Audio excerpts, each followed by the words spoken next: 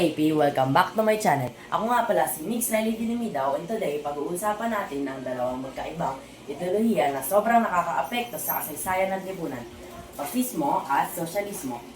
So kung ready ka na, tara at simulan natin ito. Unahin natin ang pasismo. Isa itong sistemang pampolitika na diktadura ang pamahalaan. Ibig sabihin, iisa lang ang may kapangyarihan.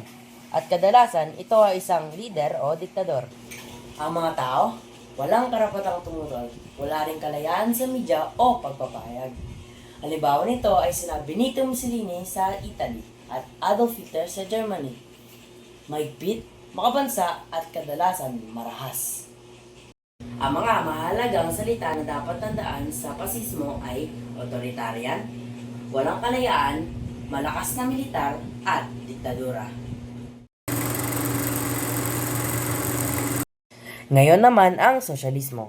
Kabaligtaran ito ng pasismo sa maraming paraan. Sa sosyalismo, ang layunin ay pantay-pantay na pag-aari ng yaman at kapangyarihan. Ibig sabihin, hindi lang ang mayayaman ang nakikinabang.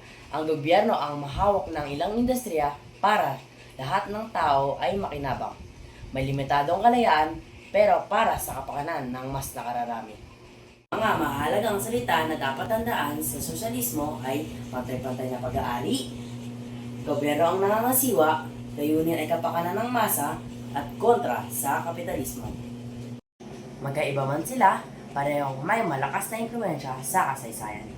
Nasa atin na kung paano natin husgahan kung alin ang mas patas o epektibo. Yan ang ating maikling diskusyon tungkol sa pasismo at sosyalismo. Sana may tutunan kayo today mga ka-AP.